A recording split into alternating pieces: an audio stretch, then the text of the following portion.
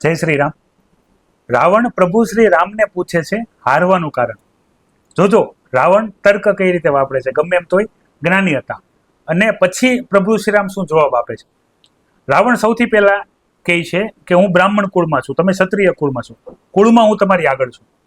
બીજું શક્તિની વાત કરે છે કે ભાઈ અમારા લંકામાં એક એક દાનવ રાક્ષસ એવા છે કે જે દેવો માટે મારવા દુર્લભ છે, એવી અમારી આખી મોટી સેના છે અને એવી શક્તિ છે અમારી. એની સામે તમે મનુષ્ય અને તમારી સેના પણ વાનરોની, તો શક્તિ બળમાં અમે તમારી આગળ હતા, કુળમાં તમારી આગળ હતા, બળમાં તમારી આગળ હતા. અને પછી વાત કરે છે ભક્તિમાં કે ભાઈ હું સૌથી મોટો શિવ ભક્ત છું, જેને ખ્યાતના પ્રાપ્ત થઈ હતી. બ્રાહ્મણ હતા અને પૂજા પાઠમાં બહુ માનતા હતા. આપણે ઘણી શિવ સ્તુતિઓ કરી છે, એ રાવણે લખેલી છે. જ્ઞાની હતા, 4 વેદોના જાણકાર હતા. કે ભક્તિમાં પણ હું તમારી આગળ છું, તોય હું હાર્યો શા માટે? અહીંયા ધ્યાનથી સમજો પ્રભુ શ્રીરામ શું જવાબ આપે છે, એ મહત્વનો છે. પ્રભુ શ્રીરામ મલકાઈને જવાબ આપે છે કે ભાઈ યુદ્ધ જીતવું હોય ને તો ભાઈઓ હારે જોઈએ. અને ભાઈઓ હાટું એટલા માટે કીધું છે, કોઈ પણ મુશ્કેલી આવે ને અને ભાઈઓ જો સાથે હોય ને તો ગમે એટલી મુશ્કેલી હોય એ સરળતાથી પાર પડી જાય.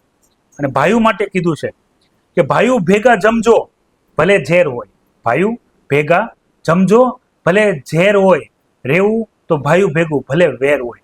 મુશ્કેલી આવશે ને તો દોડીને ભાઈ સાથે આવશે, બરાબર? તો કદાચ બની કે કોઈ ભાઈઓ હારે અનબન થઈ હોય અને ના બોલતા હોય તો ચા પાણી પીને જે પણ હોય એ સમાધાન કરીને સાથે રહેજો, કારણ કે અત્યારે આપણું સાચું સગો આપણો ભાઈ છે. જય શ્રી રામ.